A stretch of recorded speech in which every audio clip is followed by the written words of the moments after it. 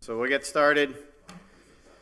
We'll call to order the March 20th full city council meeting.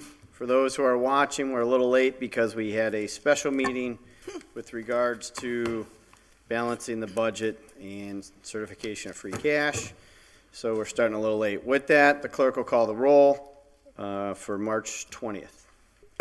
Anderson Burgos, Here. Bartley, Here. Bresnahan, Leahy, LeBron Martinez, Here. Lisi, McGee, Here. McGivern, Here. Roman, Sullivan, Here. Tommen, Here. Bacon, Here. Valentin. Here. All rise for President Pledge of Allegiance. Pledge allegiance To the flag of the United States of America, and to the republic for which it stands, one nation, under God, indivisible, with liberty and justice for all. God bless America. And the city council. And Second the time. city. Oh, good. All right, item number one, laid on the table from Irma Cruz, the assistant clerk, minutes from the February 20th, Motion to remove from the 2018. table. Second. Second. Motion to remove to table. All those in favor? Aye. Opposed? Motion to receive and approve. Second. Is to receive and approve is seconded. All those in favor? Aye. All opposed? Item number two, the Committee on Ordinance was referred. Mr. President, can we suspend and take 2 and 3 as a package? Motion to suspend. Second. Take items 2 and 3 as a package. All those in favor? Aye. All opposed? Item 2 is an order from DPW concerning a four-way stop sign at Washington and Charles intersection. And item 3 is DPW place a stop sign at the intersection of Judith and Sheehan Drive. There have been multiple collisions. And it looks like everyone has signed off from the committee with regards to these orders. Mr. President, just a point of order. Do you have legal form there?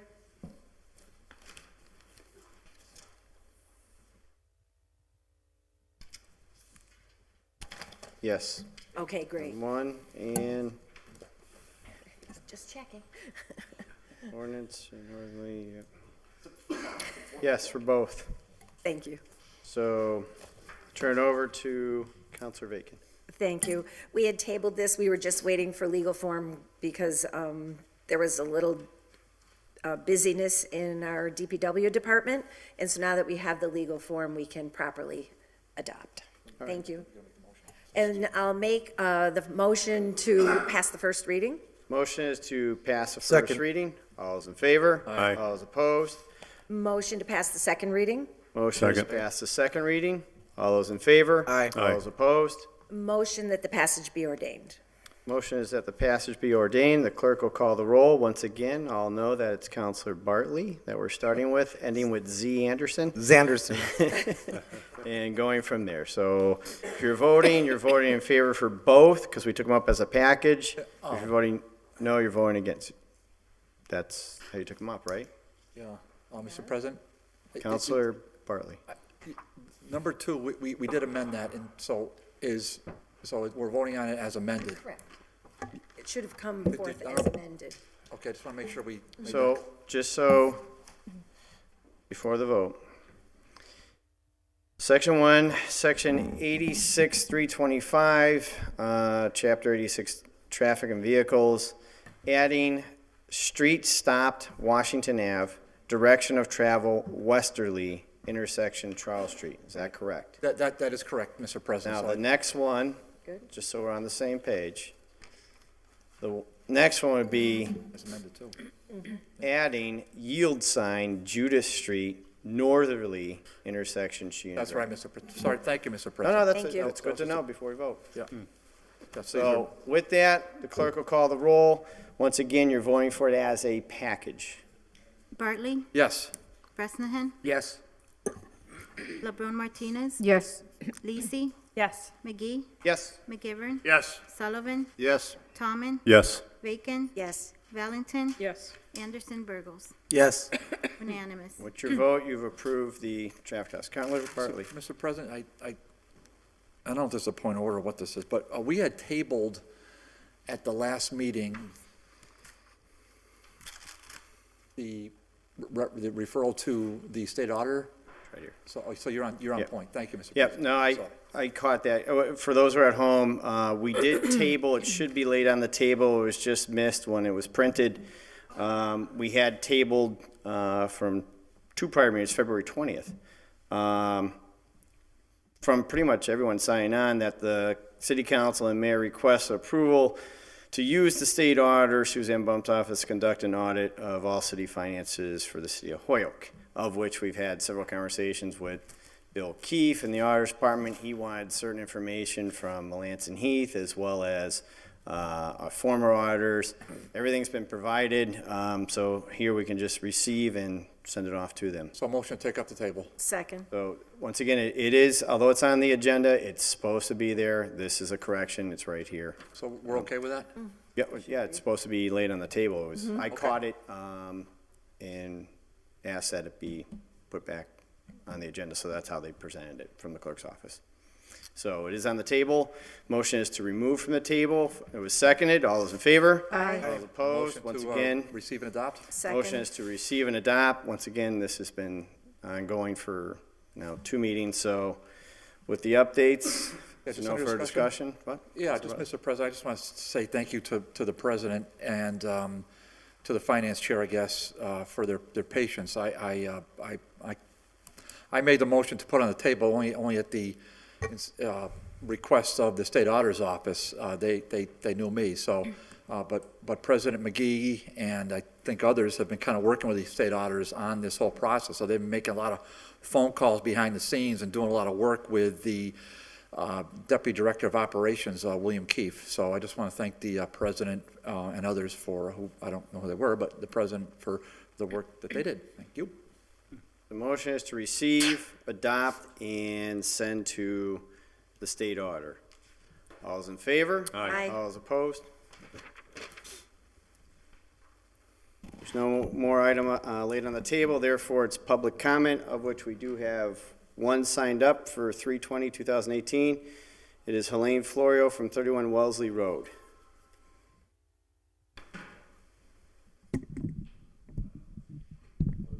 Good evening, and thank you for everything that you're doing here tonight. Again, I'm Helene Florio, 31 Wellesley Road, and I'm here tonight in capacity as being not only a resident, but also president of the board of the Hoyoke Taxpayers Association.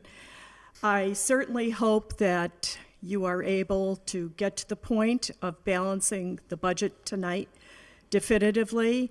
I want to thank the finance department here at City Hall, all of the people that are involved in it, for all of the work that has been done over the last few weeks in getting us to the point where we can do this. Normally, we would be here in December and considering that late. So hopefully going forward that this won't, we won't be in this situation again. It is our recommendation that the residential rate tonight, well, I guess I should back this up a little bit and say, because the amount of tax levy, the tax receipts in the city have increased, we are very hopeful that the tax rate for the residents and for commercial can both be reduced tonight. And we have had figures given to us from the assessor's office.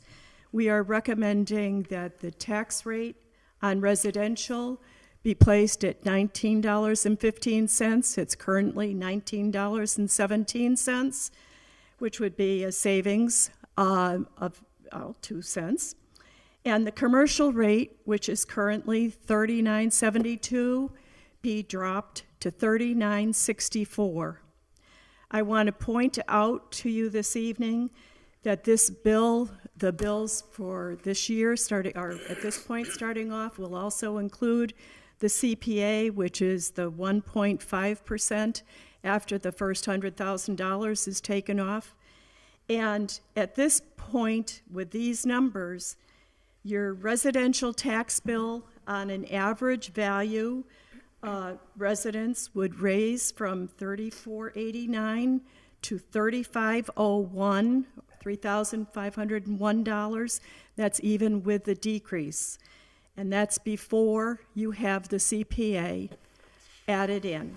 Your commercial tax rate, the average currently is 23,026, and that would drop down again, average to 23,483. We're for each of these, we're hoping that you can take a very serious look at this and consider that the commercial tax rate really needs to be reduced as much as possible, and we think that this amount would be fair at this point. I have to say, we also hope that the sewer issue is addressed this year. And again, that would be more money coming out of the pockets of all of the people, not all of the people, but most all of the people here in the community. And also a reminder that the $100,000 off for CPA for any of the commercial establishments is that just that. It cannot be, there's nothing above that that can be waived. And as there is a waiver available on the CPA for the residents, particularly seniors. It is a gruesome 4-page application, and I have taken a look at it and gone through it. It's really quite an application. I think that you're going to find a lot of people are going to take a look at it and be very upset. So I understand that that this is directed by lots of laws that have said you need to have all of the information, but it's very invasive. And I want to point that out to you also. So I think that when you're looking at all of this, you take it as a whole package.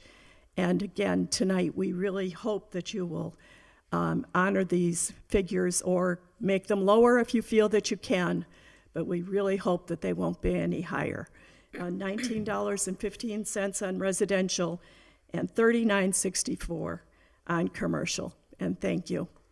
I know it's not an easy thing for you to vote on, but it has to be done, hopefully tonight. Thank you. Next up is communications, item 4 from the mayor, a letter, the final report from Clifton, Larson, and Anderson. Motion to receive. Motion is to Second. receive, is seconded. All those in favor? Aye. Aye. All opposed? We took that up in finance and they were Do you want here. it to be referred to finance? Or you're good? Were they here? The Joe. Did you want it to go to finance? We have everything coming, I'm sorry, Mr. President, we have everything coming out of finance this evening. Okay. I think we can receive and keep a copy in finance. We'll keep some copies for the archives. Motion is to receive, send a copy to finance. All those in favor? Aye. Mr. President, if I can make a motion to suspend the rules, to Motion take up to late suspend- filed orders. Motion to take up late file orders. Second.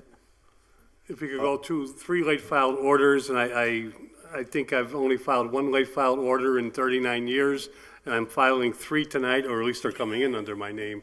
But there are three votes that would take out the option that we talked about in the special meeting earlier this evening. And if we agree with it, it would allow us to balance the budget and thus send out the tax bill in the timely fashion needed. I'm not sure if they have letters yet.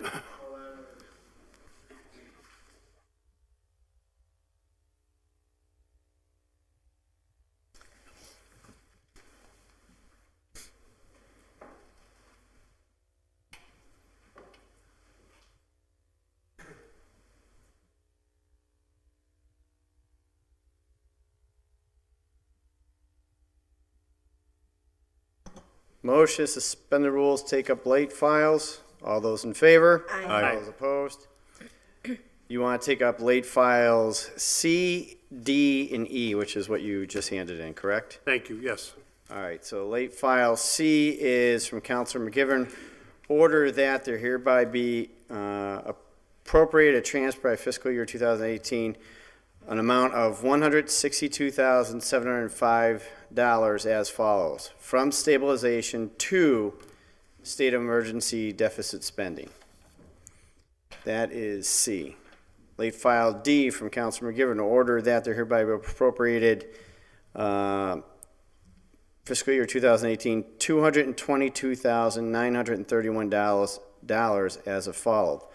Stabilization to state emergency deficit spending. And late file E from Councilor McGivern, order that they're hereby appropriated transfer of fiscal year 2018, $1,296,332 from free cash to reduce the tax levy of $1,296,332. So those are removed from the table. Mr. President, I think it would be prudent if we did a discussion on all three, seeing that they're all related and tied together. So the motion is to suspend the rules and take final action. Second. Second. All those in favor? Aye. All those opposed? Councilor McGivern. As most people know, any financial appropriation transfer request comes under the chair of the Finance Committee or any city councilor if the chair chooses not to sign off. This 3 votes are in response to, partly to, I think, an excellent idea by Councilor Bartley at our special meeting earlier this evening, and also a way to balance the budget. The first 2 numbers, I think, speak for themselves, as was explained by the auditor, who was still with us earlier, about the issue that took place when we had those deficit funding for that year when that storm hit, that incredible storm hit, where we were out of power for 3 days, if I remember correctly. And also the new number on reducing the levy, and I'd just like to speak in favor of reducing taxes, and that would be item number E. And that new number is the number that would balance the budget if the first 2 numbers from stabilization pass. The mayor is willing to speak again, and I would suspend the rules to allow the mayor and auditor to again address any questions. All right, motion is to allow the mayor, auditor, or anyone else to speak with regards to these orders. All those in favor? Aye. All those opposed? Yep, so I will try to be as clear as I can, and if you have questions, please let me know. I want to make sure everyone understands the course of action here. But there's 3 different late filed orders, and I want to thank Councilor McGivern for filing them. Not all 3 need to be passed. So late file C is $162,000 from stabilization to cure the deficit spending.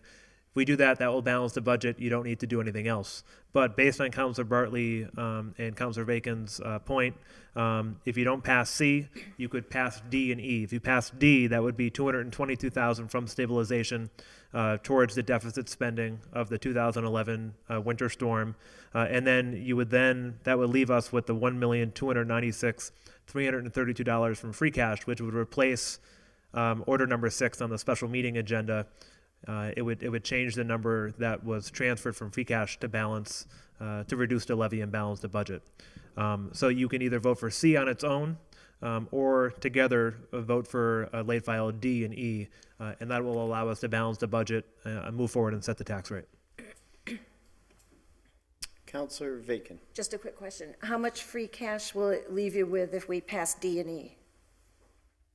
I would say probably around a similar number, probably around Around the 200, 200, 215,000 or so. Okay, thank you. Councilor Bartley. Yeah, so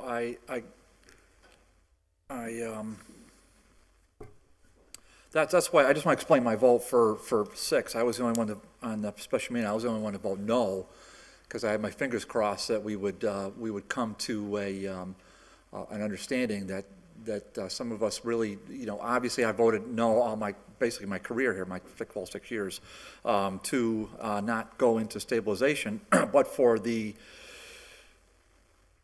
exigent need of paying back vendors relative to snow plowing. And this really is that case. I have to emphasize, I cannot believe that we owe $222,000. This is not on the mayor, so I make that clear. The mayor wasn't even mayor at the time.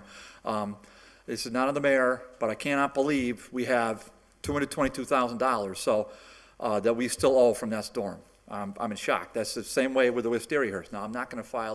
Can I go off point, Mr. President?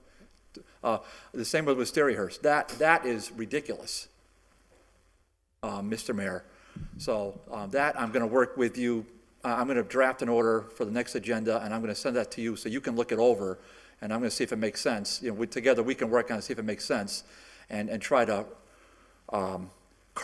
take corrective action on that going forward. That's not the way to do business. But in some, Mr. President, I just want to say that I would very much like to give C leave to withdraw, and I'd be very warm to passing D and E as a package. Thank you. Counselor Lisi. Thank you. I just have a question. Considering we did already pass in our special meeting 1.356 from free cash, we passed that. Well, I was just going to get into that after questions. So I don't understand why we would even venture to pass the other. There's no way to erase our actions on the 1.356 that we already passed. You are correct. We approved in the special meeting, just for clarification, we approved a free cash transfer of 1.356558. That was a 10-1 vote, of which we'd now have a shortfall, in theory, of 162,705. 162,705. So if you pass C, that would be what you need to balance the budget. Or one of the other options was to take the remainder of free cash of 167 or 162.05 from free cash instead of stabilization to balance it. Or the 222. Or you could take 222. You could take 222 out of, so D, Stabilization. but then that would add 222 to the 1.3. It would. So that'd be excess. It's numbers. Well, I guess, so given that I'm having some difficulty here reconciling these numbers in my head, would it just simply be returned to free cash because there is excess? Like, what happens in terms of, we just had a whole meeting last Monday about balancing books, and I want to understand where do these numbers land at the end of the day? It would go to the general fund. So it So doesn't matter if we pass in excess then? It was a general fund. Okay. Councilor McGivern. I think Councilor Lucy makes two good points. If we do have to go to this new figure on reducing the tax levy, it wouldn't negate our vote at the special meeting, but after this evening, all these votes that we take go back to the mayor. And the mayor, I think it would be prudent not to use both of those numbers. I think the only number he could use would be the one that balances by what our first votes are on C and D. You've already approved 1.3. Right. Just to be clear, if you approve 1.2, I would That's only different. sign one of them. but once again, you've already approved one. Yeah. So you're not going to go back and pass both to be picked. It doesn't work that way. You've approved of free cash 1.3. Councilor Bartley. Well, I was going to make a comment, but in light of what the mayor just said, Mr. President, so he's not going to sign both. So that'd be problematic if he did. I think that'd be a problem. But I was going to say, the mayor gave us the option, but why don't we could do it this way. We could take C and E as a package and give D leave to withdraw, and thereby tapping less into stabilization. So that would be the other thought, Mayor, I had. That's why I thought the vote on number 6 was the wrong vote in the first meeting. That's why I voted no on it, but I didn't carry the day, obviously. So that's. Counselor, if you pass C and E, you'd still be short. Oh, I'm sorry. I thought that's what. No, you'd need. I thought I heard you say if we passed. If you pass C, you're all set. You're all set, yeah. You're just not taking the other option of doing just free Gotcha. cash. You're Thank you. taking Okay. stabilization. Copy that. Thank you. Councilor Lisi. However, if I understand what we just talked about, money being returned to the general fund, if we pass D alone, stabilization to winter storm deficit, we will then have a surplus in the 1.356 that we just passed. And then effectively the difference between the 1.35 and the 1.926 would be returned to the general fund. So we don't need 2 votes. We need 1 vote. C. Would be C. Well, or we could do D. If you wanted to take more money and dedicate that to the winter storm deficit, then we would have an excess of free cash that would be returned to the previous vote that we took on the 1.354. That's how I understand. If it's just going back to the general fund, it's sloppy math. We're getting into sloppy math and sloppy numbers. Counselor McGivern. Sloppy Joe says. I appreciate your point, Mr. President. It used to be Joe Banana. Now you're I know, get Joe that Joe Banana. Banana out of Now here. you're Sloppy Now Sloppy Joe. The other option is, and I guess we don't know what's going to happen until we decide on C and D as a body. But the other option is, to make everyone feel comfortable with your point, is the mayor could veto that prior vote. You know, just have the clerk give him a copy of it. And we could act on the veto, and then if we have to, we could act on E. But if we're just going to vote on C, then we're done. We're done. If D, although I'd like to see D passed, but if if D doesn't pass, it's a moot point. On the motion. Counselor Tallman. Yeah, I think sometimes we look too much into these numbers and make it complicated, but I think the mayor stated if we voted for C, we're all set. We're done. It's simple. You don't have to think about it. The 162, take it from the stabilization, takes care of that. We could vote tonight on the tax rate. I think my colleagues would be very well amenable to that, and I think it's something that's a basic, and it's a lot easier for everybody. Counselor Sullivan. I guess this question would be for Bellamy.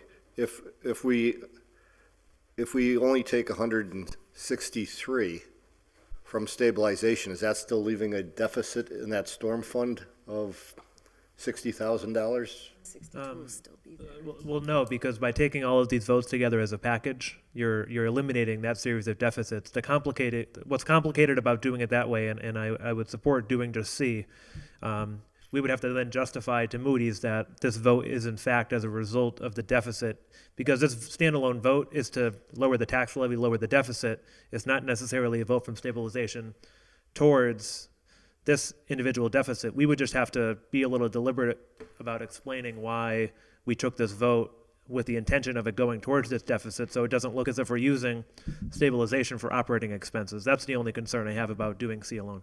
Right, you have, for bonding purposes, if you take from stabilization, if you take it for emergency funds, it doesn't ding us for that. The argument is you're taking 162,705 to pay down the deficit of not being reimbursed for the emergency funds. Counselor Bacon. So, from the perspective that the 162,705 represents a portion of the emergency storm expense for which we were not reimbursed, I would support C. Not because it matches the sewer fund number, just to be, Well, you're on the record. That's what you particular. can send. It's for the it's the purpose that matters. So And we could explain it and justify it in that way. Counselor Lisi and then Counselor Bartley. I mean, given, I'm going to support either one that there's a majority for, because I think it's really important that we set a tax rate tonight. We failed to do that in December, and I think it's really important that we do that tonight. And in December, there was the option of using stabilization funding to cure the deficit in the budget. So I wanted to say that I find it a little bit hypocritical that people are willing to use stabilization tonight to cure the deficit, as opposed to working with, if the argument is there that we want to use the stabilization to cure the winter storm deficit, then maybe that's a little bit different, and there's some rationale there, and that's not going to ding us to the points that Councilor McGee just made. But I do want to say that we held up this process for 3 months because folks in this room did not want to take stabilization funds to cure the deficit spending, and now I find it to be just a little bit, again, hypocritical that stabilization funding is what people want to use tonight to cure the deficit spending. Counselor Bartley. Yeah, I think, so that's gonna be. These guys are non-stop over on that side. Okay. Mayor? Is there like three Never times mind you now. get to talk, or Mayor? is it just forever? Two. Oh, no, Danny, I'll go. No, I'm just. All right, I'm just Counselor go ahead, Bartley go ahead, has the Counselor. floor. Go ahead. Counselor. I just didn't know if the rules had changed and I wasn't aware of it. No. Well, we have 3 orders, so there's 3 times to talk on each So order. it's 6 times we Yes. get to talk. Nine. I just want to be sure, keeping my numbers straight. All right, Counselor Bartley. No, Dan, you're right. I know you're busting my chops because that's what you do, but and I appreciate it. So, Mayor, I just want to make sure that if we vote for C, you feel confident that you can explain to Moody's or whomever you need to explain to that this, we use the $162.75, that's a familiar number because of the sewer fund, but we're really voting on it to reduce the obligation relative to the storm. Did I say that? We would have to explain that it's a percentage, we're reimbursing a percentage of we're curing a percentage of the deficit from stabilization. The only complication is that the deficit is added to our tax recap, so it appears tonight as if we're using it to lower our tax levy and our deficit. But yes, if you do see it balances the budget, and we would explain it in a certain way that it went towards the 2011 October snowstorm. Okay, so the city will be on, sounds like the city's going to be on firm ground. So you'll have these late filed orders, because this is what you're presenting us with, so we can't debate, the numbers, right? So you presented these options to us. Well, yeah, I wanted to present options based on the actions of the special meeting. This isn't where I wanted to be tonight, but this is where we are. I wanted to find a compromise to get to what we need to do to set the tax rate and move forward. So I think these are the best scenarios given the situation. Councilor President. Thank you, Mr. President. I've never been in favor, and I won't be in favor of what's happening tonight. We're going to work this out. I'm positive of that. But I mean, my opinion, as some of my colleagues, is that stabilization fund is just, there's emergencies. Something happens, there's snow. Anytime you need stabilization fund because we have a storm coming and we need that, I'll never vote against it.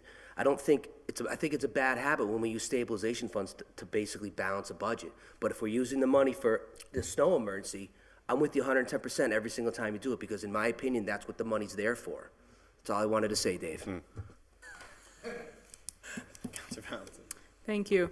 I just want to support what my colleague, Councilor Lisi, was talking about, because I wanted to actually say those exact words during our special meeting, and I bit my tongue to try to stay positive on the subject, and a previous council president told me I needed to bite my tongue. I know you will never tell me that, so just for the record, for those who don't remember that beautiful moment. But what I also want to add is that if we would have come to a resolution back in December, as we could have, and again, we were in a really bad situation where we were finding out about steps that were not being followed by certain departments, and we've talked about that ad nauseum. So obviously we were in a very difficult predicament, but now we're in a place where not only are we, trying to come up with these creative options here, and I just want to remind us all, we had options in December when we received communications from the mayor about how to go about this, how to resolve it. And now, not only do we still not have this resolved, we're also looking at, $77,000 in interest that didn't have to happen.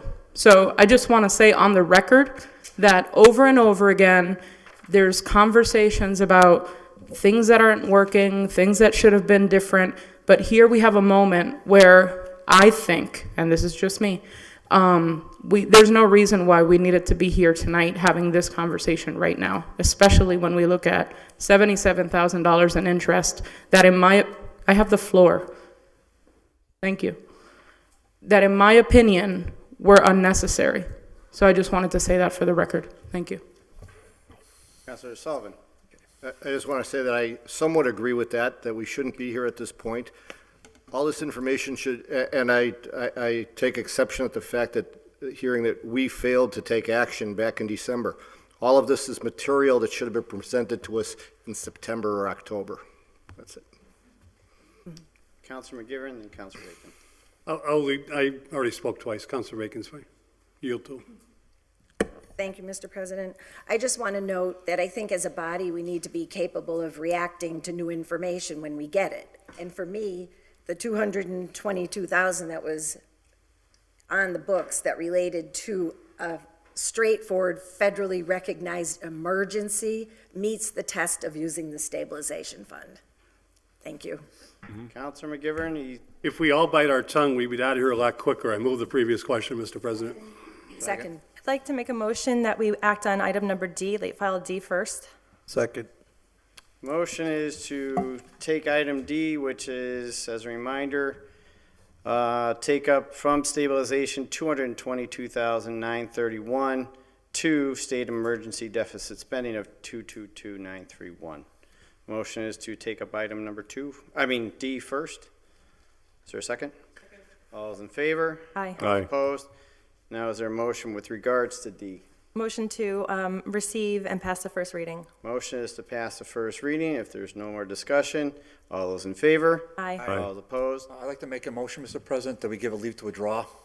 Motion is now to give leave to withdraw. Second. It was seconded. Mr. President, Discussion. I believe that's against our rules. Let's pass the first reading. No, but on a financial appropriation, I'm. Well, actually, you're right. It's not leave to withdraw. You have to vote to deny. gotta be You up are or right, down. Councilor McGivern.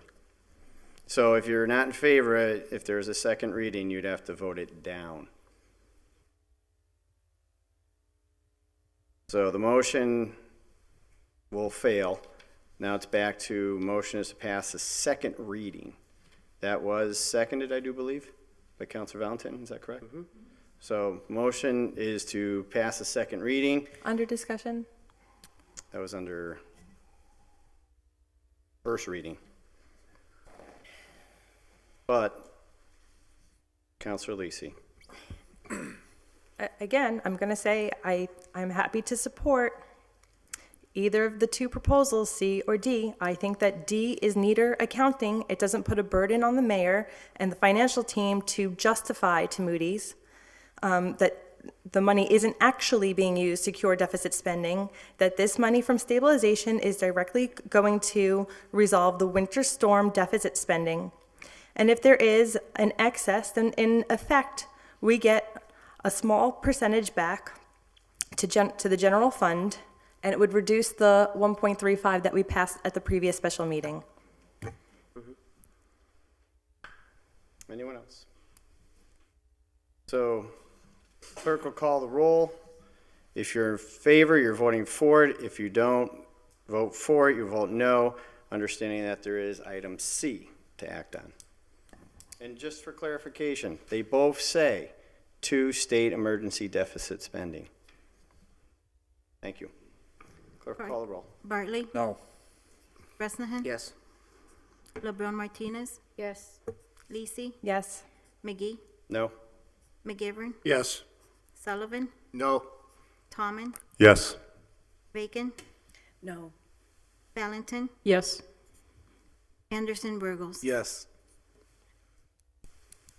7 yeas, 4 nays. What's your vote? You have denied item D. Late file C is back up. Make a motion to pass late file C. Motion is to Second. pass the first reading. It was seconded. All First those in favor? Aye. All those opposed? Motion to pass the second reading. Motion is Second. passed the second reading. This is for the 162,705. Clerk will call the roll. Bartley, Yes. Bresnahan, Yes. LeBron Martinez, Yes. Lisi, Yes. McGee, Yes? McGivern, Yes. Sullivan, Yes. Tommen, Yes. Bacon, Yes. Valentin, Yes. Anderson Burgos. Yes. Unanimous. For your vote, you approved item C from stabilization, 162,705. Late file E is the last one that was taken up. It is the request order that they're hereby transferred from free cash 1.296332 to the tax levy. I do believe that, Motion to give leave to withdraw. but you can't give it a draw, so it'd be Motion to to pass the deny. first reading Supposed to to be a take pass action, first final reading. action. Action. take final actions. All those in favor? Aye. All Aye. opposed? Motion is to pass the second Second reading. reading. Second. All those in favor? Aye. Well, Clerk will call the roll. If you're voting yes, you're voting to pass another free cash. If you vote no, then in essence, as you know, you're voting no to take it out because we already dealt with it in the special meeting. Clerk, call the roll. Bartley, No. Bresnahan, No. LeBron Martinez, No. Lisi, No. McGee, Nope. McGivern, No. Sullivan, Nope. Tommen, No. Bacon, No. Valentin, No. Anderson, Burgos. I guess no. With your vote, you have denied welcome, the Juan. request. You're welcome. All right, back to communications number 5 from the mayor regarding Clifton Larson engagement letter. Motion received. Motion is to receive, Second. copy to finance. Finance. All's in favor? Aye. All's opposed? Mr. President, can we take items 8, 9, 10, 11, and 12, receive and send to finance? We do 6 and 7 first? Well, first motion is to take up 8 to 12 as a package. Oh. And what'd you say, receive and what? And send to finance? And receive and send to finance. I will read them. Well, first, is it seconded? Second. It was seconded. Item 8 is from Bellamy Smith, the city auditor. It's the monthly reports for December 31st, 2017. 9 is from Bellamy Smith, the acting auditor, the debit card copy of the warrant for the Christmas tree. 10 is the debit card with written procedures established for the use of the debit card. 11 is from, once again, the city auditor, the debit card including the department and objects. And 12 is the debit card with copies of the emails in regard to the Christmas tree. Motion is to receive and refer to finance. Mr. President, Yes. can items 9 through 12 be copied to ordinance, please? 9 Second. and 12, so 8, 10, and 11 receive and refer to finance. I think she said 9 to 12. 9? President, Oh, I think Councilor Bacon's correct. The debit card was handled in the ordinance committee. Actually, it's still on the table in the ordinance committee. So you want- Most of these are responses to the ordinance committee questions Okay. from Right, their debate. But Counselor Leahy had filed a separate order requesting this information, and I believe it's been submitted in response to that. The only thing we're missing are the statements from the treasurer's office. So you want 9, 10, 11, and 12 to ordinance. How about we put Copied to to ordinance ordinance. and copy to finance? Oh, All of them, That way, perfect. Yeah, All right. to ordinance ordinance can and act copy on to them if they finance. have to. All right, amend. so motion is to amend and take up 9, 10, 11, 12 as a package. All's in Send. favor? Aye. Send to ordinance. Opposed? Take 9, 10, 11, and 12, receive, refer to ordinance with a copy to finance. Yep. All those in favor? Aye. All those opposed? So moved. Go back to regular Number order. 8 is to receive and refer to finance. Copy to finance, please. Copy to finance. All's in favor? Aye. All opposed? Back to 6. From the mayor, letter reappointing Elizabeth Larrabee. Larrabee. Man, I'm going to butcher names today. 198 Pleasant Street to serve as a member of the Commission on Disabilities for the City of Holyoke. She will serve a 3-year term that will expire March 2021. Make a motion to receive, to confirm the reappointment, and to thank Betty. Thank you. Second. Motion Second. is Sorry, to Chief. reappoint and confirm. All those in favor? Aye. All those opposed? Item 7 is from the Assistant City Clerk, the minutes of the March 6, 2018 meeting. Motion to receive and approve. Motion is to receive and Second. approve the minutes. Everyone had a chance to look, no edits, comments? All right, all those in favor? Aye. Aye. All those opposed? So moved. Item 13, from Cheryl Dugray, from the Executive Director of Holyoke Retirement Board, a letter requesting to designate the Holyoke Retirement Board as a special municipal employee. Motion to receive. Motion is to Well, receive. We should send it No, we- somewhere. To go somewhere. But does that come to ordinance? or I would does say that public go to service. Public service. Yeah, Public I'm motion to service. send it to public service. I think that makes Second. sense. Motion is to receive and send to public service. All those in favor? Aye. All opposed? Item 14, from Mr. Murphy, Chair of Park and Rec, a letter of resignation effective March 16th, 2018. Receive and send to public service. Motion is to receive and send to public service. All those in favor? Aye. All Aye. opposed? And then 15 is the Park and Rec minutes from January 11th, 2018. Motion to receive. Second. Mr. Motion President? is to receive and Yeah, I didn't get a copy of that.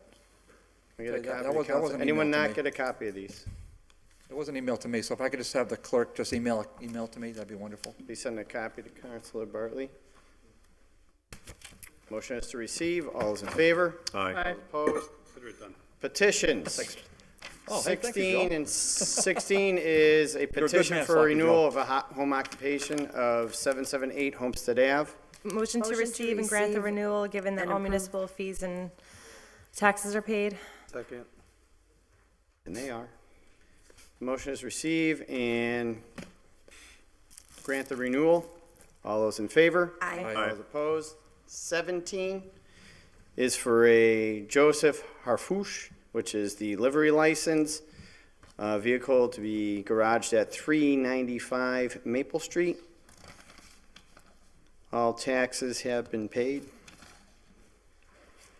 Motion would be to Motion to grant the receive renewal. and renew. Motion is receive and grant the renewal. All those in favor? All those opposed?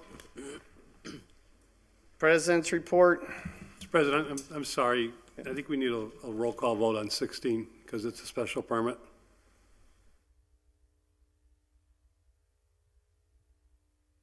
It's granted a renewal. We can take a roll call first. I- Motion to 16. So moves. All those in favor? Aye. All opposed? Motion is to receive and grant the renewal. The clerk will call the roll, just so we do a roll call on it. Bartley? Bresnahan? Yes? LeBron Martinez? Yes. Lisi? Yes. McGee? Yes. McGivern? Yes. Sullivan? Tomlin? Yes. Bacon? Yes. Valentin? Yes. Anderson Burgos? Yes. Unanimous. With your vote, you approve the renewal. President's report quickly. Two announcements. I received emails. There's the Alzheimer's Association breakfast at Hoyoke Community College on April 27th. It'll start at 8:30, the breakfast, and speaking will be at 9. The communication was sent to me, but to invite everybody. On May 6th will be the 27th annual gala for the future begins here up at the Hoyoke Mall. So if you want to go to that, that is May 6th at 6:30.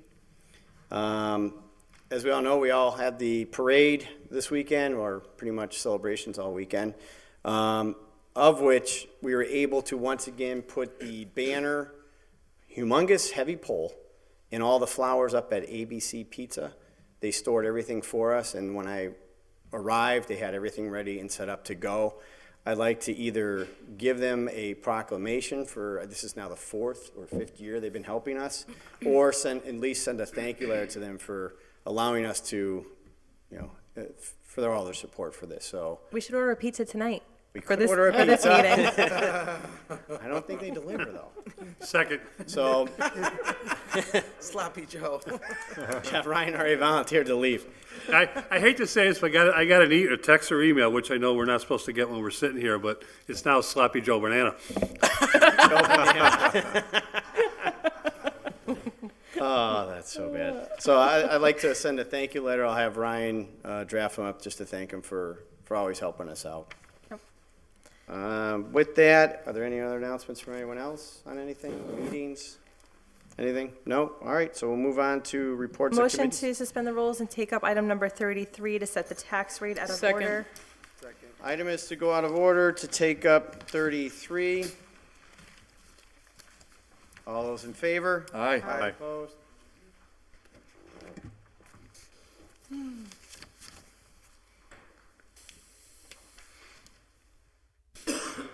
Order filed by Counselor McGee, order that the city council set the tax rate for fiscal year 2018. With that, the assessor is here. He has handed out the shifts with regards to residential and commercial.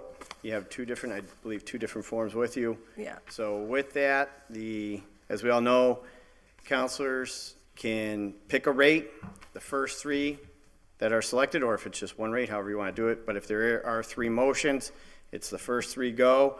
We start from 3 and work back to the first motion. So Counselor Lisi. Just since I handed out the new sheet of paper, I just want to note that the CIP shifts can be kind of chunky, right? So we move from, on the first sheet, from 1.585 to 1.59. And since the Taxpayers Association spoke on behalf of a 1915 residential rate and a 3964 commercial rate, those numbers were not shift options in the original sheet. And our assessor Tony DeLude went back to the drawing board and included some new options. So we still don't have the 1915 on the DAP, but we have 1914 and 1916 at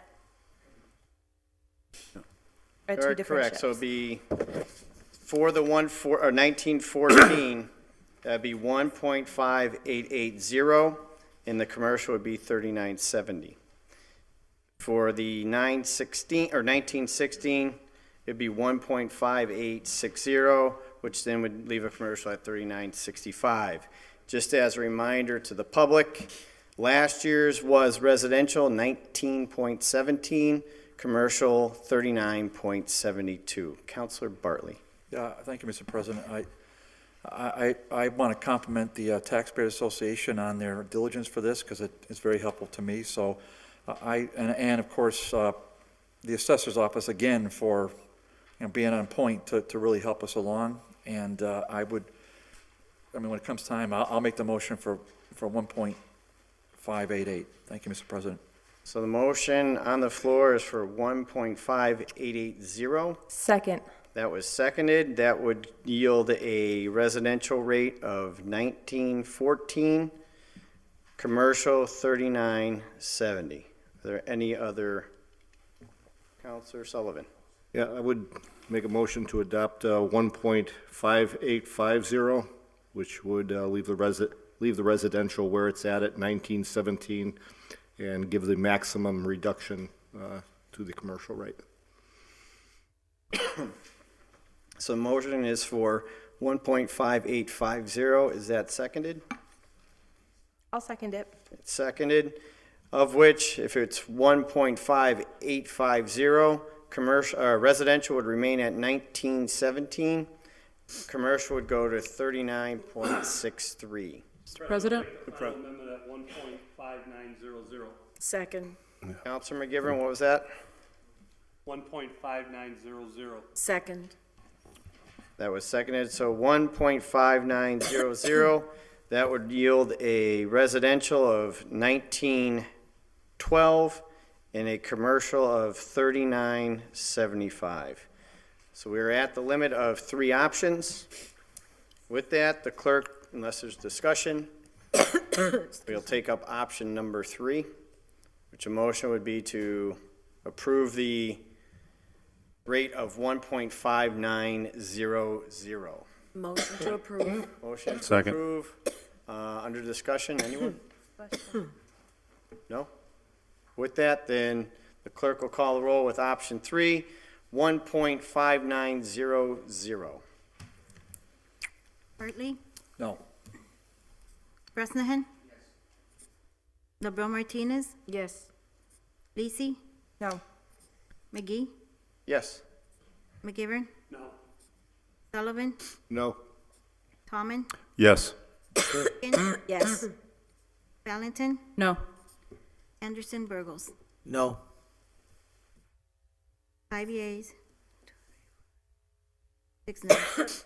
With your vote, option 3 has failed. Option 2 is for 1.5850.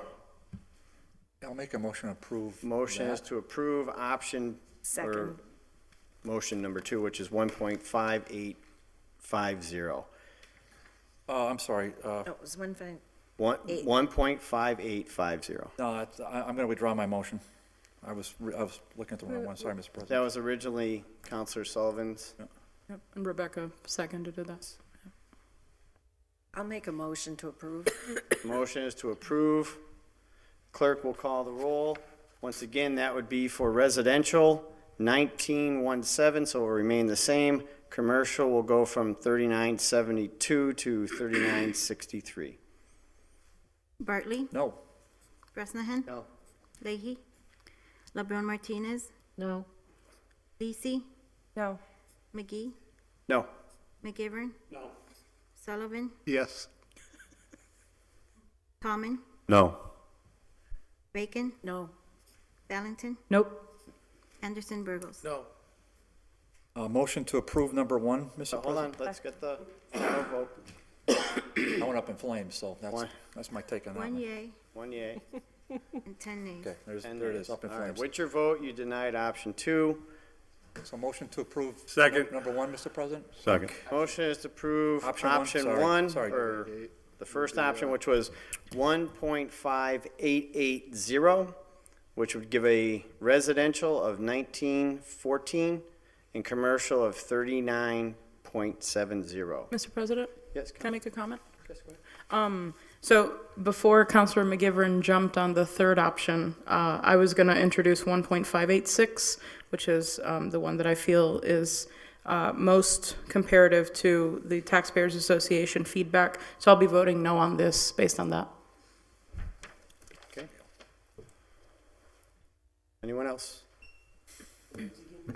So the option is, this is the first one offered, option 1 is 1.5880, which then represents a residential of 1914. Last year was 1917. The commercial rate would be 39.70. Last year was 39.72. Counselor Lisi and then Counselor McGivern. I just want to speak in favor of the rate at 1.588 because I think that it evenly distributes the savings that we're seeing between the residential homeowners and our commercial taxpayers. It is not, as Councilor Valentin stated, as close as achieving the commercial tax rate, but I do think that it evenly distributes the savings across the two different subsets of taxpayers in the city, and I'll be voting in favor of that this evening. Counselor McGivern. Although I'd like to see a better shift for the commercial rate, because I think in the long run, we help the residential tax rate by helping out the commercial properties and businesses within the city, and more important, the new growth businesses or new construction businesses, because no matter what happens with a new construction, they pay the full top dollar as any community would in Massachusetts. And that's one of the hardest things we have to sell when we have vacant property on Balboa Road or off of Whiting Farms Road or downtown where new construction could take place.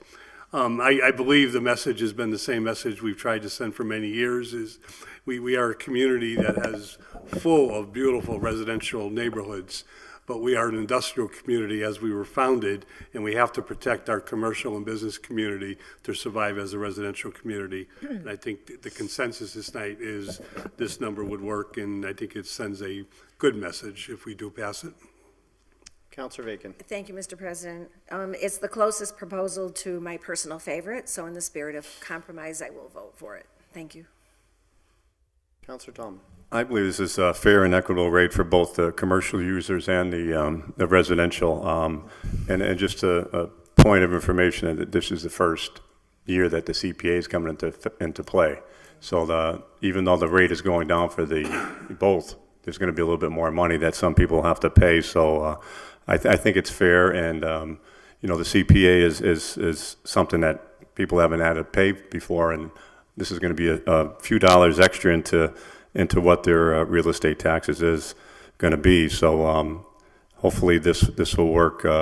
And we do, as Councilor McGivern stated, we do have to look at the commercial businesses and make sure that they are growing here and they're willing to come here to expand and to grow business in Holyoke. Counselor Sullivan.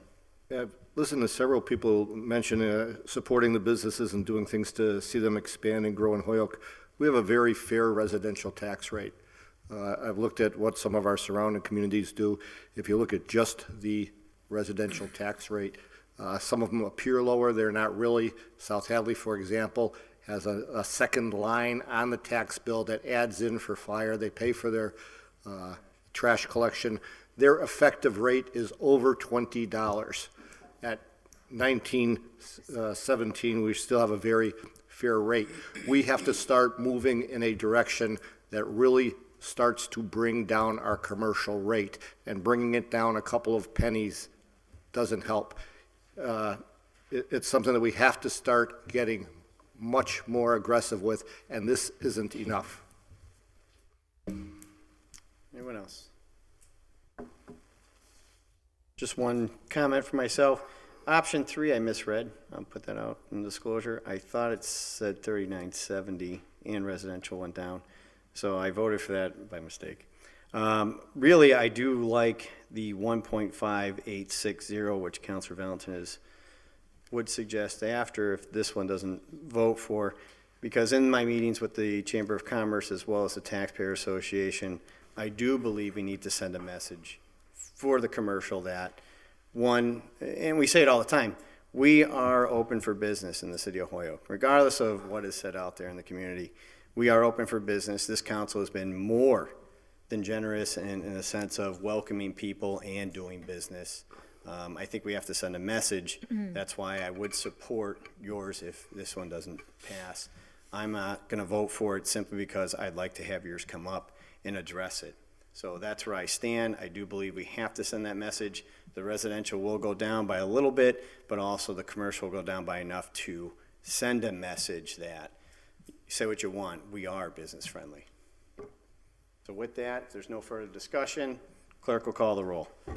Before you vote, can we Yep. clarify which one we're voting on right now? So right now is the last, the first option we've approved, but it's now last in the voting. 1.5880, which would give 1914 to residents, 3970 to commercial. Once again, last year was 1917 for residents, 3972 for commercial. Okay. Councilor McGivern. I just like to explain my vote and why I'm voting in favor of this, because I don't disagree with what you just said, Mr. President, and I don't disagree with Councilor Valentine when she said she would have made that amendment prior to my making the amendment, which I didn't vote for. We've taken this same vote, this same procedure for several years now, and the third amendment has never passed. It's usually made by Councilor Tallman with a much lower rate that enough people cannot vote for, and then we end up with passing either the second or the original motion itself. I know it's pennies, but either vote here, I think, goes in the right direction. I agree with Councilor Sullivan, not far enough.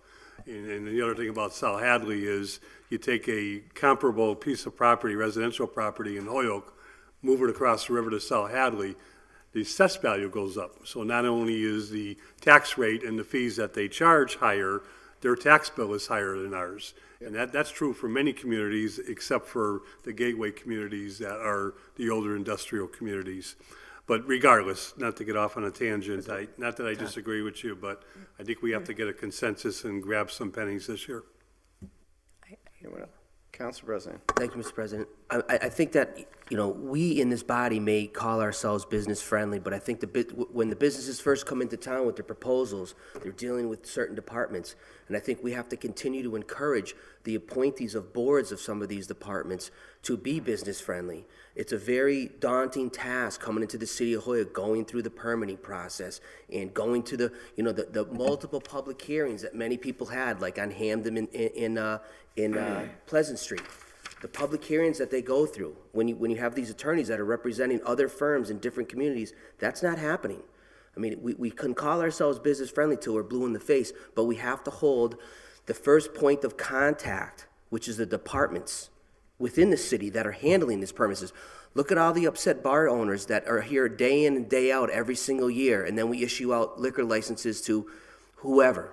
I mean, would that be considered business friendly when these guys are struggling to make $1 every single day in the city of Holyoke? When they may have their big day on St. Patty's Day parade, we take business away from them? I mean, how business friendly is that? So we can be as business friendly as we want to be in this body, but it's the 8 to 4 departments that have to be business friendly, and we have to encourage them to be business friendly. And if they're not business friendly, they need to be called out. Hear, hear. Councilor Sullivan. And just one quick little statistic for you also. At $39, that's a 4% annual tax on anybody doing business in Holyoke.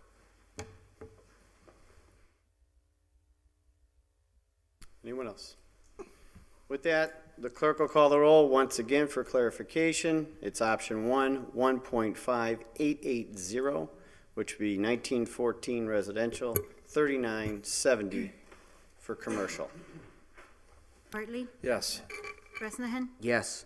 LeBron Martinez, Yes. Lisi, Yes. McGee, Nope. McGivern, Yes. Sullivan, No. Tallman, Yes. Bacon, Yes. Valentin, No. Anderson, Burgos. 7 yeas and 4 nays. Future vote, you approved. The option one, which is 1.5880, which would set a residential rate of 1914 and a commercial of 39.70. Of which, reminder, those who voted yes, Send out the tax the bill. assessor will Get the tax bill in send the the mail now. form, you have to sign it and get it back to him. So the tax rate has been set. Go back to regular order, Mr. President? Actually, under suspension of the rules, I'd like to take up 25 out of order. Motion to suspend rules, take up item 25. Oh. Abbreviated All those in reading. favor? All opposed? Introduced by Counselor Bartley and Lisi. And Valentine. It's on the new agenda. Yeah, it wasn't included on the first one. Oh, and Valentine, sorry about that. That's okay. I'll put it on. 25. Order that whereas Mass DOT and the governor have directed the Pioneer Valley, or PVTA, to plan for level funding for a fourth year in a row, whereas the increased costs of operating the PVTA services and level needed by Holyoke and the region and community to rise insurance, fuel, labor, effectively rendering Mass DOT level funding policy to cut the public transportation, creating a 3.1 million shortfall for the PVTA operating budget in the coming years. Whereas, Mr. President, you can do abbreviated reading. Okay. You'll be reading that Just for go an to hour. the whereas, Yeah. the last whereas and the, whereas the 80.4 million set by the Mass DOT and the governor would result in a loss of approximately 20% of all PVTA services within less than 1 year. Now therefore be resolved that the city of Holyoke urges in the strongest terms that the members of the general court fund the Regional Transit Authority line item in the respective fiscal year 2019 budget at no less than 88 million. under discussion. Counselor, Motion to receive and adopt. motion is to receive and adopt. I'd like to add my name if that's okay. Please, I'd also like to, yep. So McGee, Solomon, anyone else? Myself, please. Thank you. Thorne Martinez. Under discussion, Counselor Lisi, then Counselor Bartley. Counselor Lisi? No, not me. Counselor Lisi. I'm sorry. Fire away. Making sure everybody's doing what they need to do. Mother hen. So, thank you. This is in response to the city's Bike and Pedestrian Committee coming before us at the last meeting, saying that if the state budget for transportation Come on, and bus service is not funded, that there's going to be a significant decrease to service and routes to the Holyoke community. And so I think that several of us wanted to go on record saying that we need that line item fully funded at the state level in the state budget, so that our community is not adversely affected by those cuts. Counselor Bartley.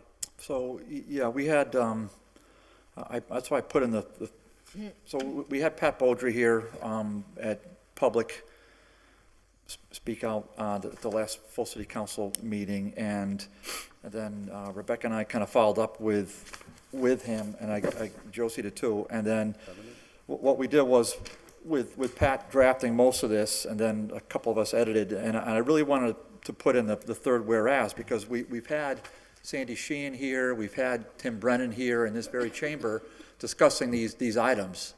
And you've heard other counselors, Mr. President, say just how vital it is for counselors to come to meetings and to ask questions. But both times these are executive directors, both times they gave an hour of their time and really gave us a lot of feedback and information. And that's why when Pat came in a couple weeks ago, this is a really easy resolution for me to get behind and support.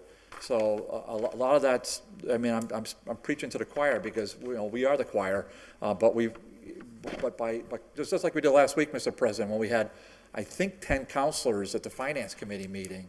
So that was really encouraging. I know I learned a lot from it, and so that's just something, I'm not preaching to everybody, excluding myself.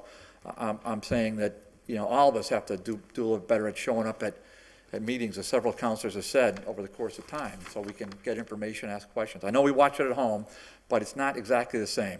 So with that, Mr. President, I yield. Thank you. Counselor McGivern? I just like to support this order. I think it's a fantastic on-point order. I remember the first time Pat came in before us, and I won't go past, but the replacement of what we were used to with the PVTA is a tremendous boost, I think, to the organization and to the regional service, which I agree with Councilor Bartley is very important. I think this is a fantastic worded order, and I would even add two things, if not, I'm not making an amendment, but I would add two things in thought: that our tax dollars go to the Big Dig, our tax dollars go to the MBTA, our tax dollars go to a lot of things in the eastern part of the state. And again, why are the eastern part of the state ignoring Western Mass again? We need this money for a transportation service that, from the colleges in Amherst on down to Springfield, is very important. Counselor Lisi? No. Anyone else?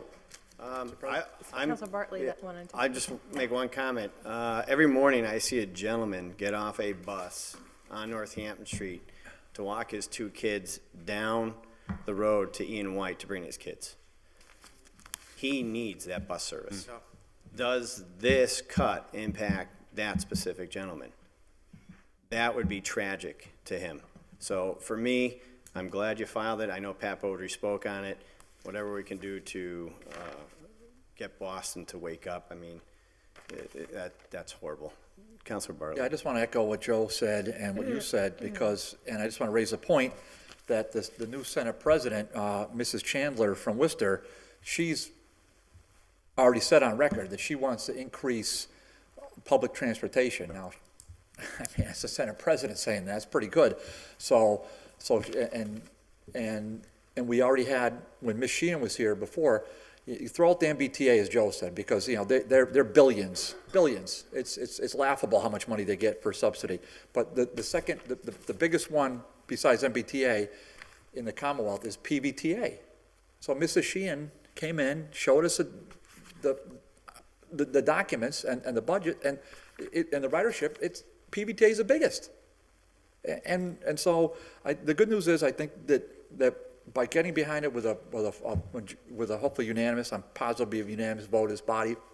If we get that in Aaron and Don's hands, and then Mrs. Chandler sees that as a president of the Senate, I mean, I think that's gonna really help.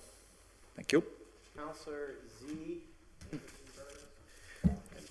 Over 60 years ago, when I made the clear and conscious decision to get sober, public transportation was a must for me.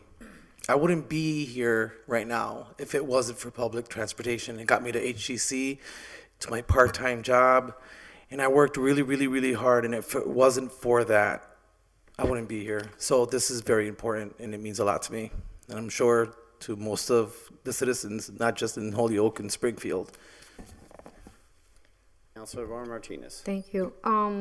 So when I've heard about this, not only did I hear it from constituents, but through the work that I do on a daily basis, because once the budget cut comes through, is it going to eliminate certain bus routes that are necessary for people to commute to get to their jobs? And that's been a huge concern to some of our personal customers where I work. But I've seen it with the same concern that we have recently of some of the bus monitors and the kind of change structuring that is going to take place. So also others are concerned about their job loss and possibly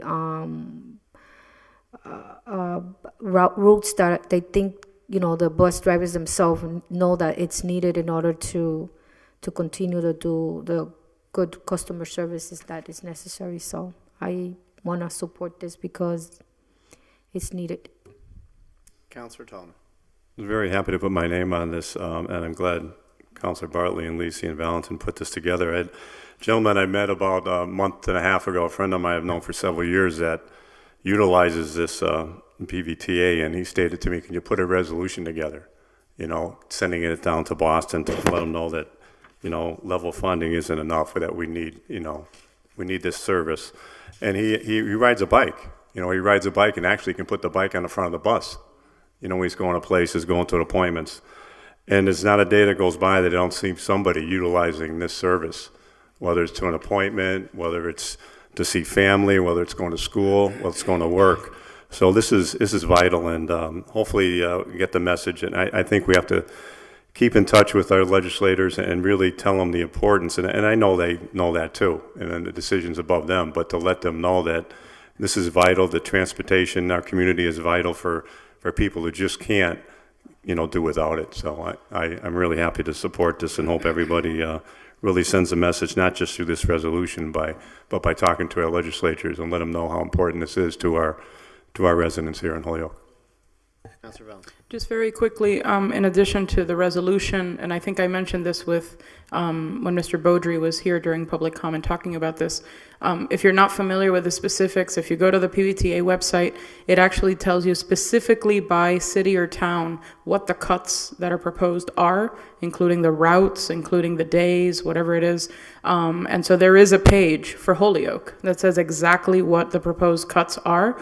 So when you're getting calls from constituents, you can actually, you know, have that information and educate them in that process also.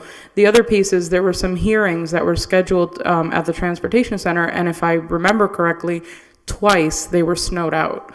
And so these are public hearings that are being made available to anyone, to us as elected officials, to constituents, to riders, where folks can actually, you know, do their testimony, and that will be brought back to the center, you know, to the whatever the word is.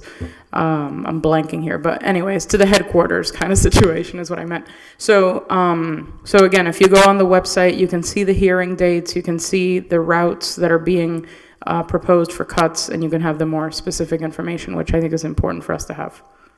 Okay. Add Councilor Presidency.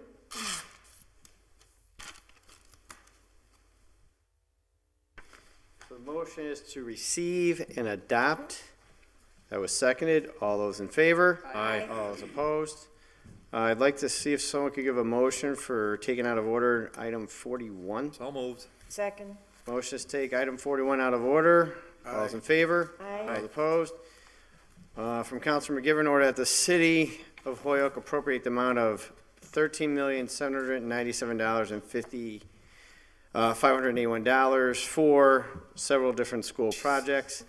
I bring it up, it's going to be referred to committee, but Mr. Anderson is here. Normally, there's like a last minute where we have to deal with this because there's a time crunch. There isn't one as of right now, but he did come down. If you had questions ahead of it, I know it's going to committee, he'll be there, but sometimes, he's here last minute, but he said, I want to be here to let people know I'm in, answer any questions or help in any way prior to that committee meeting if you want certain documentation. So he has come here to offer up anything that we might have regardless, but it's going to go to committee, just to be sure on that. Councilor McGivern? Just a motion we receive, refer to Committee on Finance, so Whitney and everybody knows our next scheduled meeting is April 9th. Second. Motion is to send to finance I hope that hits the schedule. That's not tonight. for April 9th? Yeah, because it'll No, be 16th is we checked that, the 16th is. is a good day to vote on it. No, that's the holiday you're Patriots looking Day. for. There you go. No, for Oh. the final vote would be the 16th. Yeah. Committee, Yeah. April 9th, final vote, April 16th. 17th, yeah. Not Patriots Day. All right, so if there's any documentation, you can always email Mr. Anderson that you need, or any questions. He just wanted to say, I don't want to come down there all the time for last minute. He wanted to be here to see if there were any concerns. So we thank you for coming here. I don't want to keep you here all night. So with that, motion is referred to finance. It'll be taken up April 9th. All those in favor? Aye. All opposed? So then we'll go back. Any more? All right. Back to reports of committee. There was no ordinance. Finance, item 19A. The Committee on Finance was referred with communication from Mass Department of Revenue regarding the follow-up correspondence sent on January 19, 2018, regarding the fiscal year end June 30th, 2017. Recommended that communication be received and complied with. Make a motion, we receive and adopt the committee report. It's a redundant vote because we actually did this at the special meeting earlier. So But motion is to receive and it has been complied with. All members have signed off. quickly, we heard from the mayor this evening. Last Monday, we heard from Mellison and Heath that they will have this done by the 23rd, which is the date that it's due by. And if I could, Mr. President, before we take the vote, I just want to say a very personal thank you to 10 city councilors that did show up at the Finance Committee meeting, because not only the presence of 10 city councilors, I think, made for a better and excellent discussion with the auditing firm, the financial firm, which we're going to talk about in a minute. It gave us an insight to the importance of what counting is to our budget, to our financial situation. We learned some good things, and I think we see some bad things, and I will keep saying it, this entire city, all our department heads, and all of our officers and elected officials, the fundamentals we need to get everybody back on page with fundamentals of state finance laws. But this letter will be compliant with. Mellison and Heath were very adamant about that. They were on top of it, and they have to the 23rd to complete it. I just want to note that the 11th city councilor was visiting my parents on my spring break in North Carolina, and I was watching the video. I was streaming it. Councilor McGivern reported. Councilor Lisi did tell me that in advance. I announced that a little different, but I did say she had a family commitment, so that no one knew she was out of state. Spring break, Joe. Anyone else? So the order is that it's been complied with. All those in favor? Aye. All those opposed? 19B. Suspend the rules to take 19B, C, and D together, please. Second. Second. I will not debate that. Motion to suspend the rules, take up 19B, C, and D as a package. All those in favor? Aye. All opposed? Make a motion that the committee report that each of them were complied with be adopted. Second. Second. Motion that they have been complied with. 19B, quickly, is the order that the auditing firm of Clifton, Lawson, and Allen appear before the City Council Committee to discuss their findings. C is that the City Council invite an outside auditor, Melanson Heath, former auditor Josh Pischel, former auditor Brian Smith, City Purchasing Director Dave Martins, in order that is complied with. And D is that the City Council invite the auditor, former auditor, to address the letter of resignation. Councilor McGivern. Just very quickly, Mr. President, unless there are questions, with 10 people being present and one watching on stream something on the computer, I think all of our questions were answered with what we received this evening from Clifton, Lawson, and Allen was one of the questions about, or it was actually to the mayor, about the two items that we received about what the scope of work was and what they were hired for and what the details and payment was. Clifton, Lawson, and Allen was represented by Dan Sullivan. He answered questions for close to an hour, talked about anything and everything, and was very straightforward. I think when we asked questions that went beyond what the scope was of what their duties were. Mellison and Heath, all of us know Pasquini has been before us many times. More important, we receive their audit once a year, and they are always in the thick of things. The point that, why is our auditor not on top of some of the issues that Clifton, Lawson, and Allen made was also brought up and talked about. Mellison and Heath do the overview of the audit and the presentation of the financial, the budget, and so forth, and discrepancies. We needed to go further than that, and I believe the word or the description that they used was they dug deeper, or no, there's another word, but a term that, explained that Dan Sullivan and his company, our financial analysis people, they understand Munis better than probably most people do in most municipalities, and they work close with Munis. and they were able to quickly go into and identify that the munis part, and a big part of our discrepancies were due to health issues when the laws changed and the employees and the employer had to put the things onto the W-2s and things of that nature. And the way they were being recorded was incorrect, and it looked more like an expenditures, and it threw the budget off. A big part of the off balance of the discrepancies were because of that. But the evening discussion went on for close to 2 hours, just with everyone there. The mayor, the former auditor the former auditor Brian Smith was present. Our former purchasing agent Dave Martin was present for a while, and our current purchasing agent Lori was present, and the city treasurer and a couple other people, were present. We had invited the auditor who did, Josh Pissel, who did resign. He did respond to my verbal request and said he had commitments that he was not able to resolve and be able to be present. But I think most of us have gotten a second email from Josh, and he has reworded some of the things he did in that original email, and I thought that was respectable of him from his position and understanding that the whole nature of his resignation, and he just wanted us to know that. Other than that, I'd be happy to answer any questions, but the committee voted 5-0 that each of these orders were complied with. Counselor Bacon? Thank you, Mr. President.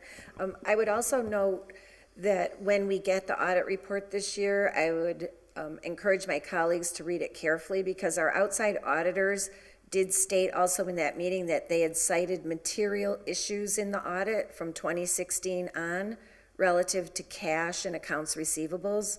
And when an outside auditor puts that in a report, it's a big deal. And so for the folks that are calling for getting back to basics, dotting the I's, crossing the T's, that's a big, it's big news when you get that in your audit. And so for those of us who don't deal with audit reports all the time, I would just ask you to pay careful attention to that. Thank you. Counselor Bartley? Yeah, thank you, Mr. President. I really want to thank Joe. He ran a great meeting last week. But I just want to make a very brief point, Mr. President, just relative to the prior order. The Division of Local Services, the March 19th letter that we all received in the email box, by the way, Mr. President, that was a third warning. They had sent 2 prior warnings. Then we just sort of skimmed right over that tonight, didn't we? We just went right past it. They sent 2 prior warnings. Get your act together, Holyoke, or you're not going to get your free cash, both to the mayor's department. Now, I had one of them forwarded to me by the prior city council president. But let us not think all's well here. We set the tax rate and all the rest. That's nonsense. So that's point one. Point two is I just want to point out that Mr. Pischel was here for only 10 months, but I'm going to suggest to you that our free cash was 50% higher this year than it was last year, Mr. President. So whether or not there are some people that want to believe he did a great job or did not do a great job, I was very happy with the work that Josh did. I am so sad to see him go, frankly, but I look forward with great anticipation that we have a new auditor coming in who will in fact be an independent auditor and they can give us the advice. I really want to get behind your motion, Mr. President, your order, Mr. President, to expand it beyond the city of Holyoke. I would also ask, Mr. President, if, maybe I'll file the motion order for next meeting, that we, not only do we look beyond the city of Holyoke, but we, as Joe has pointed out to us before, once we appoint that auditor, that's it. It's like a Supreme Court judge. You're there for life. Well, what's up with that? I mean, so there's another, whether that's a charter change or not, there should be some kind of a term limit. I mean, we have term limits. I mean, you can't just put an auditor in there and say, here, there you go. So I'll consider that for the next meeting. Thank you. Just one follow-up on that. I did speak with, I don't want to butcher her name, Joe, Pat from Melanson Heath, Galanti? I can. There you go, Joe. I said it to her and she said, very good, so I didn't know if that was on par. I did speak with her today for quite some time. And one thing she did point out is that the residency requirement is a hindrance, in her view, and that the salary should be bumped up for that position. As we all know, we had an issue with appointing someone and then putting in a salary for them, and they did not accept it and moved on. Based on the new posting, the max is $78,000, a little over $78,000. Plus, you get the $3,000 stipend from the retirement board, so it's roughly around $81,000 if we go to the max. Her view was even that number pales in comparison to other communities where they're at 95 to 100,000. So it's almost like a springboard effect of if they come here and then they can just leave. I'm not saying the salary is the overall impact, but she did stress that the residency requirement was a problem, in her view, that you can get qualified candidates to come in that necessarily don't have to live in the city. We always want people to live in Holyoke, but that is a problem she pointed out. Councilor Well, Bartley. we would definitely want Holyoke residents, and we have, but that's by charter. So I think your order is a good one, and we'll just have to, that position is, as Joe's point, that's a sacred position. That's just somebody we need to really lean on, as the way the city fathers and mothers put the charter together. That's our voice. I just want to make one other point, Mr. President, and we talked about this before, but for the city council cutting $1.1 million last year, good night Holyoke, and receiver, welcome Chelsea, welcome Springfield, because that's what would have happened. So, it's going to come around again, guys and gals. So I'm hopeful we'll just get on point, and then we'll let the new growth, which I really believe is happening, Mr. President, take root. Thank you. Anyone else? With that, the orders are 19B, C, and D as a package, that they have all been complied with. All those in favor? Aye. Aye. Those opposed? 19E, Committee on Finance was referred, an order that there be hereby $2,400 from office and supplies to temp seasonal.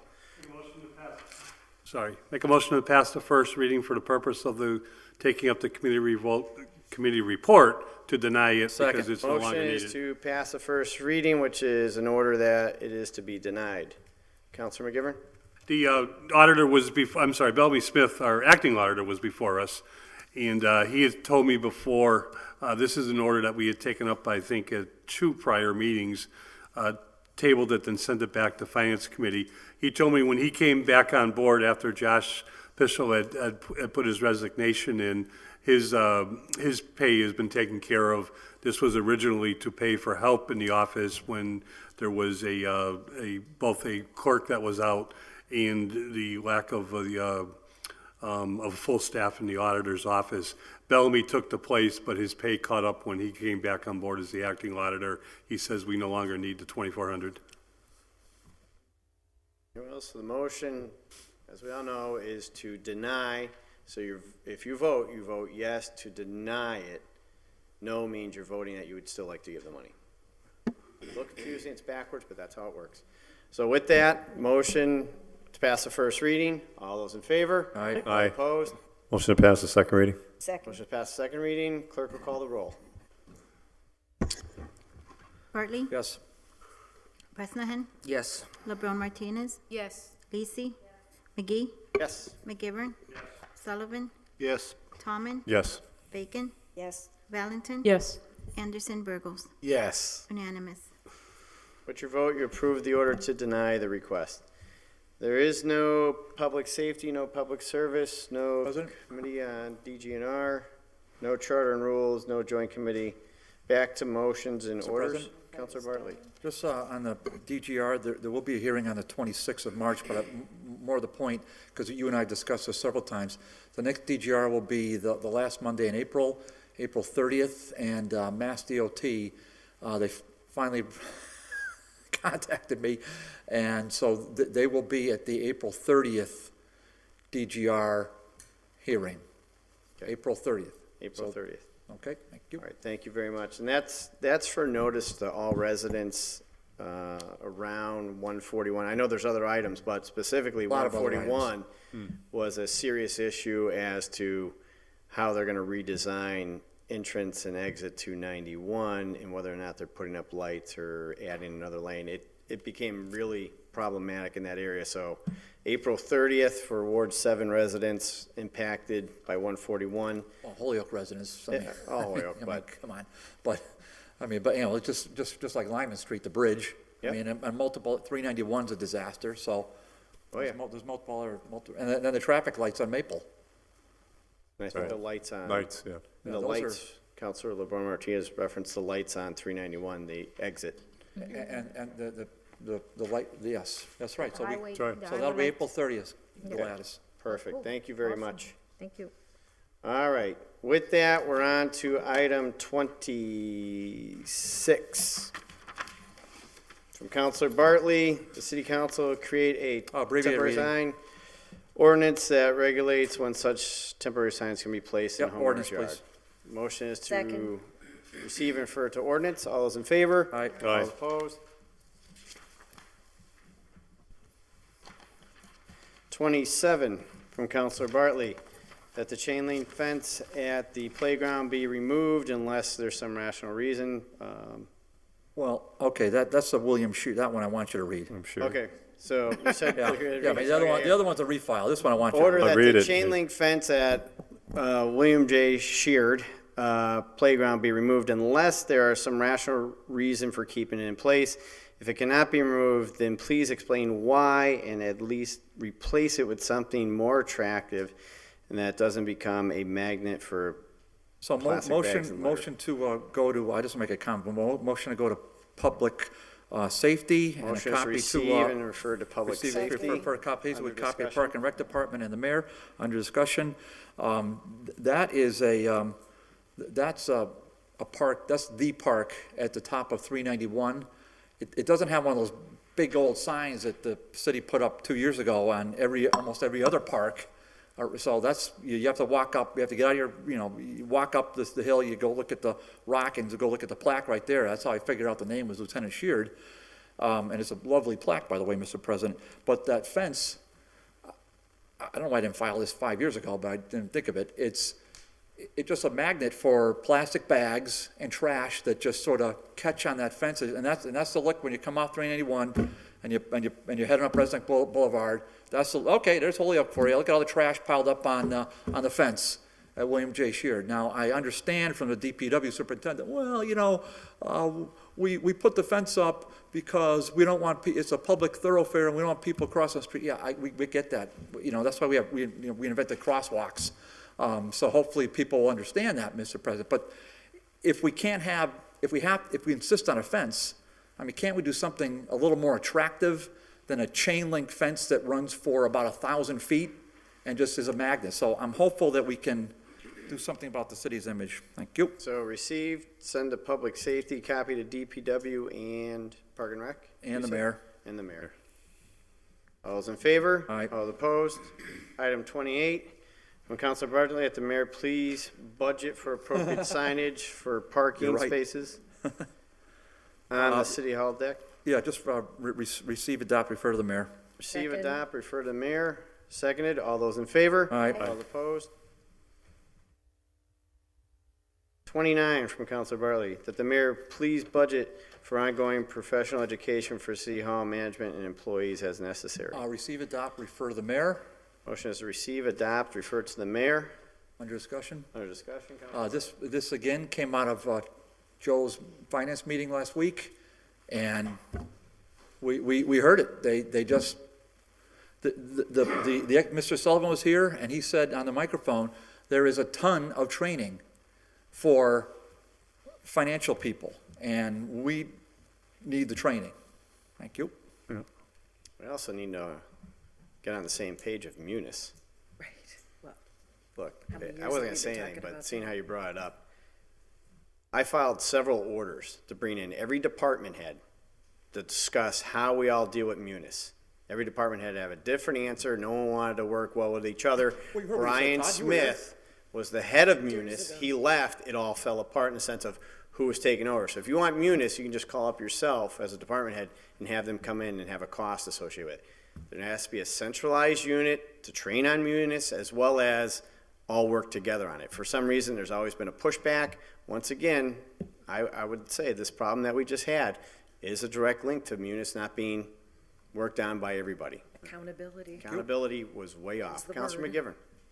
I hesitated to bring this up last Monday, but I'm going to say it this evening because for those of us that were present a long time ago, it seems like several years, I'll just mention one name, and her name was Donna Dowdle, who was on top of the understanding of how important Munis is across the board to all of our department heads.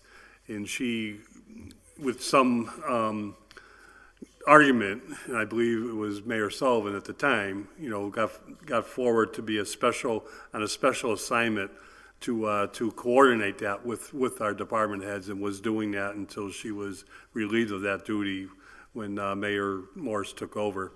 Not being critical, but in hindsight, I think, we need to get back to that message. And I agree with both Councilor Bartley and our president that Munis is the language that we need to have all our department heads understand, and especially have someone that can be the lead and train everyone to get us back on target. Anyone else? So motion was to receive, adopt, and refer to the mayor. All is in favor? Aye. All opposed? 30 from Councilor Bresnahan. Order that the fire chief and board of commission come before the council to discuss if their plan for more firefighters per apparatus is being fulfilled, as discussed by the fire chief and commissioners in previous public meetings and press releases, that if an engine was blacked out, this would allow for the fire department to assign more firefighters to an apparatus. Please provide the council with a staffing record for all apparatus from July 1st, 2017 to March 1st, 2018. Receive and refer to public safety with a copy to the fire chief. Second. Second. Motion received to public safety with a copy to the fire department. All in favor? Aye. Aye. Opposed? 31 from Councilor Leahy, that the DPW and their third-party contractors submit a schedule of planned street sweeping by ward and street to the council no later than April 15, 2018. Mr. President, if I can Councilor ask for a friendly amendment from a constituent, if they could avoid the trash pickup day, that would help too.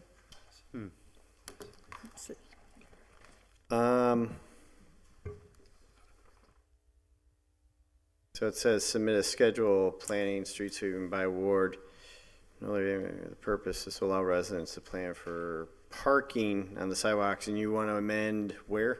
So maybe a add last in- sentence, yeah. Last, Yeah, just to add in to please try to schedule it to avoid the trash pickup day, because it's just hard to keep the roads cleared then.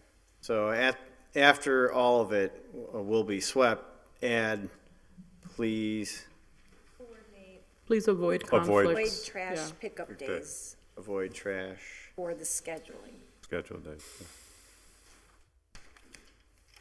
So the amendment is to add, please avoid trash pickup dates as part of the sweeping. They should get Good, second? Is that what you want? Second. All's in favor? Aye. Aye. All right, so with the amendment, the motion is to receive, adopt, and send to DPW and Suez. and Suez. All those in favor? Aye. All those opposed? 32 from LeBron Martinez, that the handicap sign be placed in front of 49 Northeast Street. Second. Motion is to send to ordinance. Copy to the Commission on And Disabilities. a copy of the Commission on Disabilities. All those in favor? Aye. All Aye. opposed? 33, We did that. I mean 34, sorry. From Counselor McGee, that's section 6.4.7, be sent to ordinance. All those in favor? Aye. Aye. Opposed? 35. Got a package, Joe? Packaging.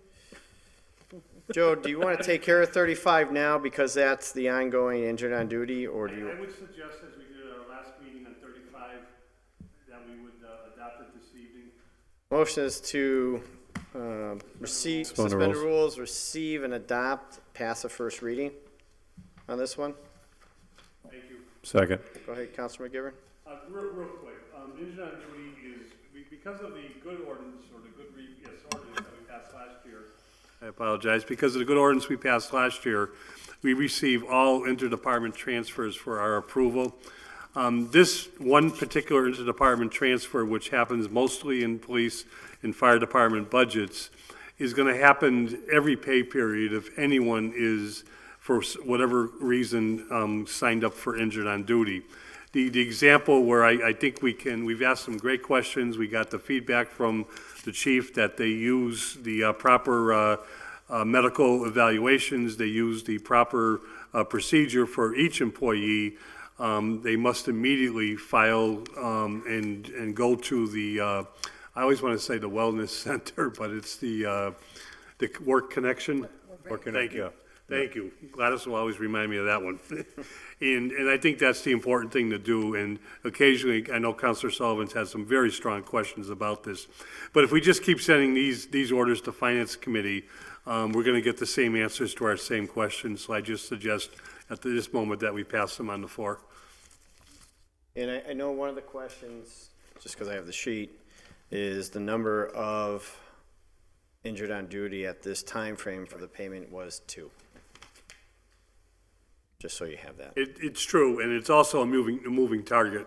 One of the things that the chief explained to us, if someone thinks they're injured on duty on a Friday night, Saturday night, they have to immediately file the medical report, and that immediately puts them into the category of injured on duty.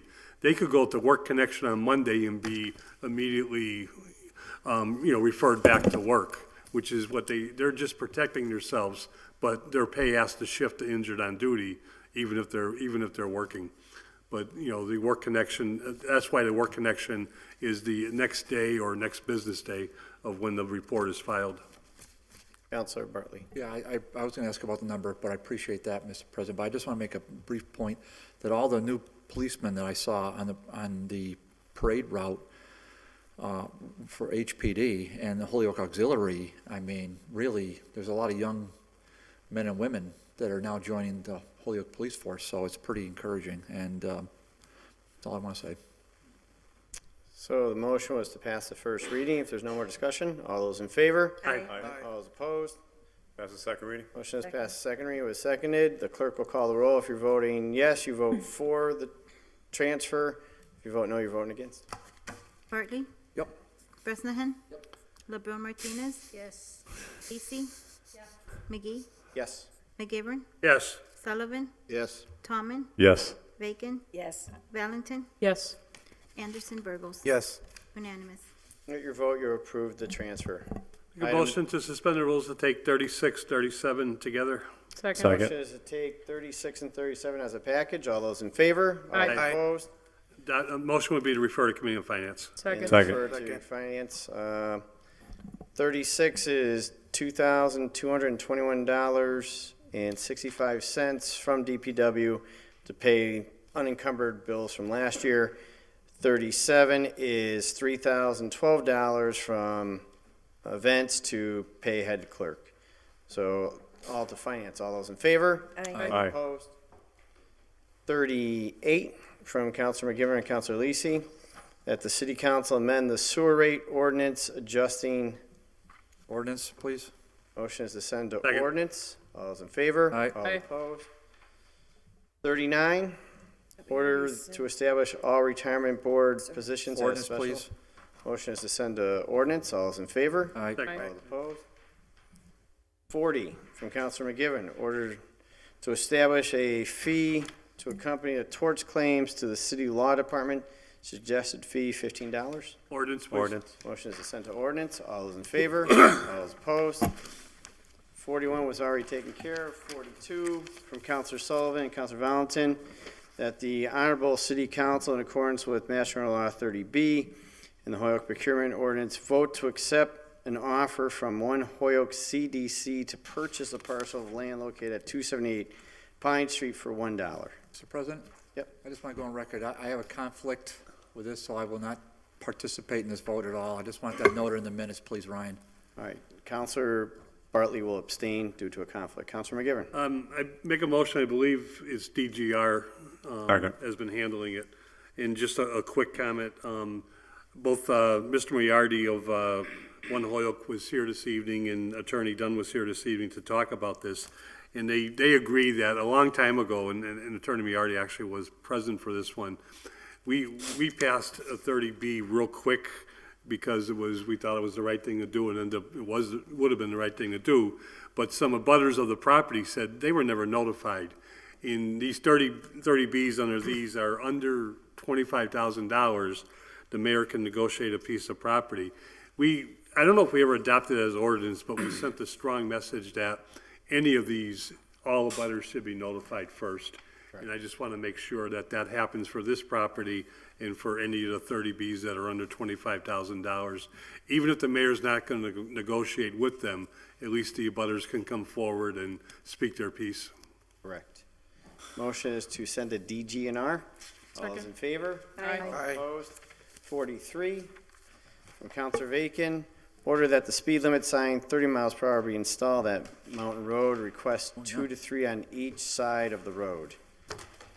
Receive and refer to ordinance, please. Motion is Second. received for the ordinance. All those in favor? All those Aye. opposed? There's still 2 late Ordinance files is from speed limit set by A and B. It's DPW, no? Mountain Road? Same.